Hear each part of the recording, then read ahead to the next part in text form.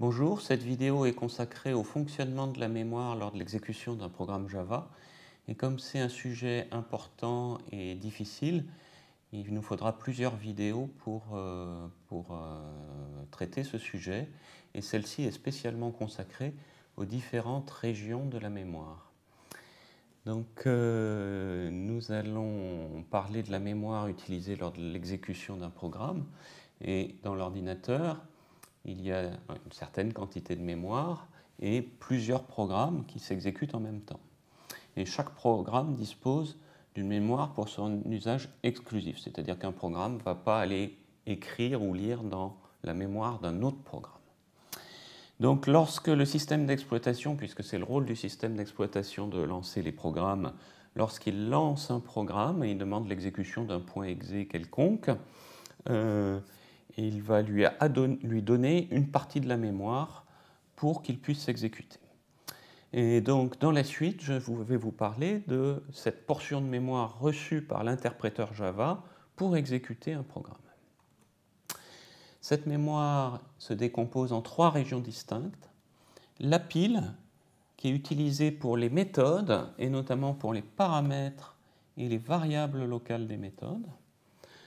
Le tas, qui est utilisé pour les objets et les tableaux, et la mémoire des classes, qui contient les classes et au sein des classes, les codes, les instructions des méthodes. La mémoire des classes, quand on commence l'exécution, comporte la classe dont la méthode main est le programme qu'on veut exécuter. On demande toujours à l'interpréteur Java d'exécuter la méthode main de telle classe. Donc cette classe, au début, elle est dans la mémoire des classes. De même qu'un certain nombre de classes prédéfinies comme système, qui nous permettent d'avoir accès au clavier et à l'écran à travers system.in et system.out. Donc il y a quelques classes comme ça qui sont au démarrage dans la mémoire des classes, et quand il y a besoin d'une autre classe, par exemple pour créer un objet, et bien la première fois qu'on en a besoin, elle est chargée dans la mémoire des classes, et c'est le système d'exécution Java qui s'occupe de ça. Et donc au sein des classes, il y a les instructions à exécuter, et c'est la partie la plus importante des informations stockées dans cette mémoire des classes. La pile, elle contient un espace privé pour chaque méthode en cours d'exécution. À un moment donné, il y a une seule méthode qui est en cours d'exécution à proprement parler, c'est-à-dire qu'à un moment donné, on exécute une instruction, et cette instruction, elle est dans une méthode donnée. Bon, cette méthode, elle a une mémoire privée dans la pile. Et que sont les autres méthodes?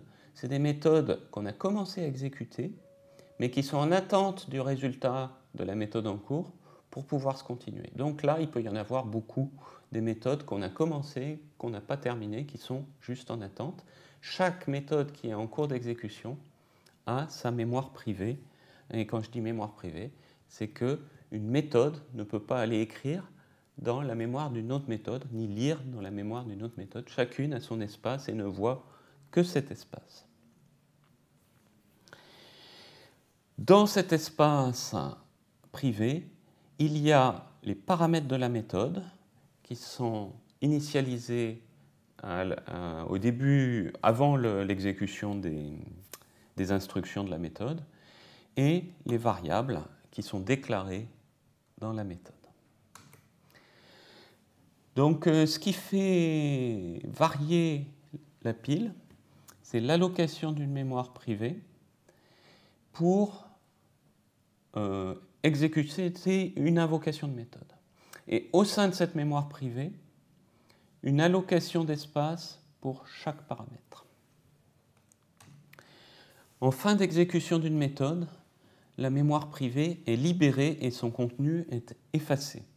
On dit qu'elle est désallouée, et cette mémoire qui avait été consacrée à exécuter une méthode, elle pourra être utilisée pour exécuter une autre méthode.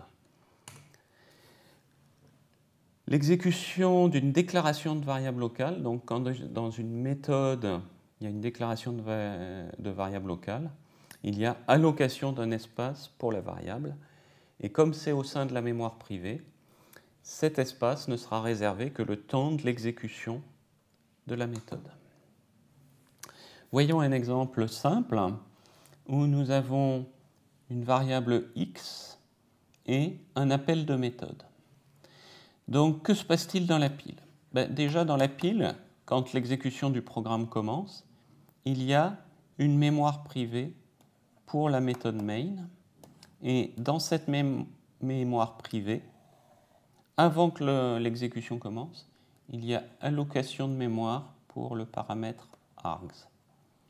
Qu'est-ce qu'il y a ici? Je n'en parle pas pour le moment. Ce sera traité dans une autre vidéo. Donc, à partir de cet état initial, l'exécution des instructions commence. Et la première instruction, c'est la déclaration de la variable x.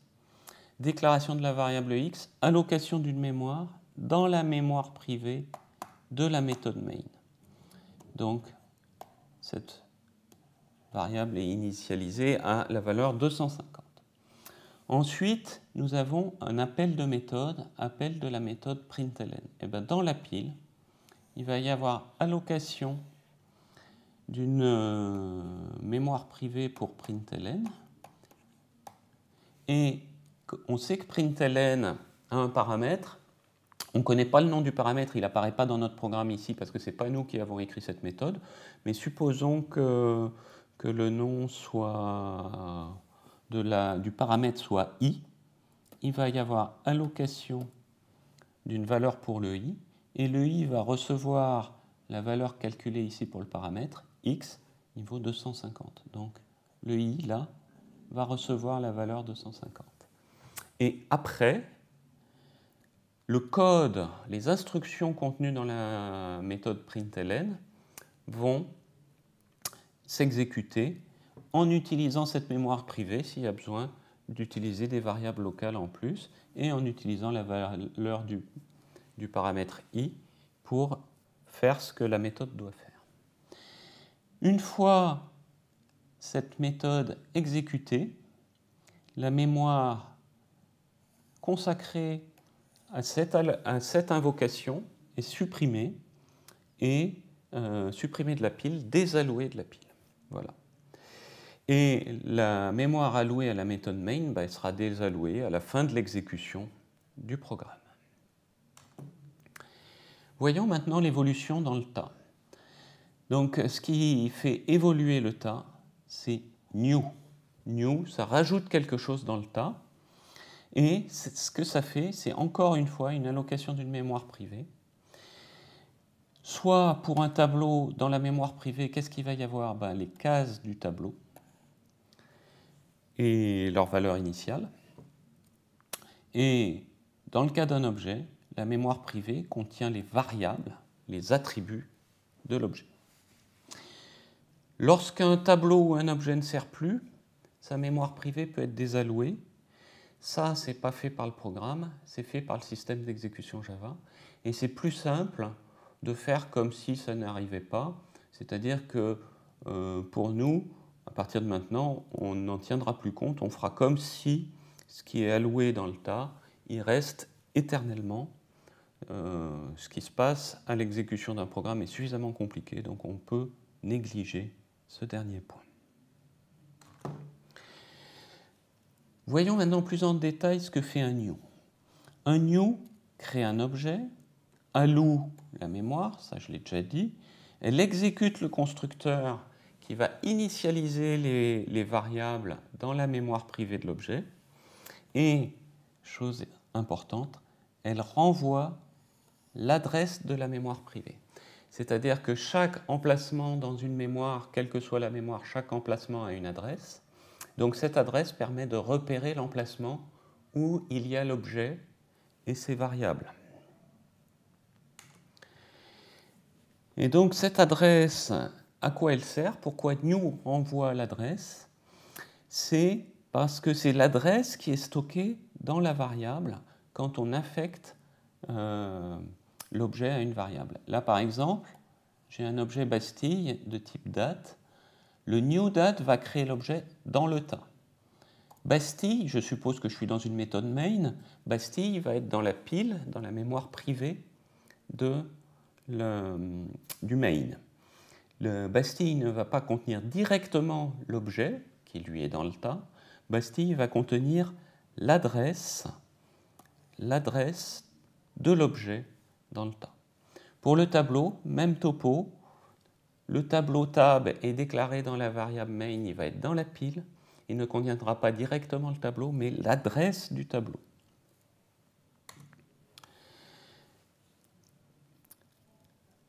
Autre chose, quand un objet est créé avec un new, on utilise une classe qui, au moment où le new était exécuté, cette classe doit être chargée. Si ça n'a pas été fait, c'est chargé à ce moment-là.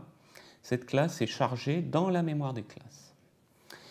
Donc, une fois créé, cet objet ne changera plus jamais de type.